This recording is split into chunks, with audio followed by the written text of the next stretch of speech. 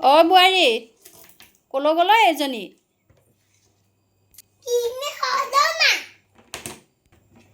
তই ঘৰতে থাকচোন মই পটককৈ মালতীহঁতৰ ঘৰৰ পৰা আহোঁ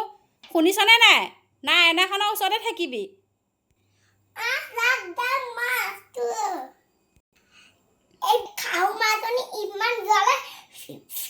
মনে মনে চাওঁ কি আছে চেক কৰোঁ তেতিয়া মই খাব পাম ইমান ডাঙৰ ডাঙৰ আম তই দিছে জানি বুঢ়ীজনী মোক খাব নিদিয়া এই বুঢ়ী নানো আজি মই খাবেই মোৰ খাওঁজনী ইমান জ্বলাই মই পটককৈ আমটা ললোঁ নহ'লে এদিনে দেখিব চুইখনৰ পটক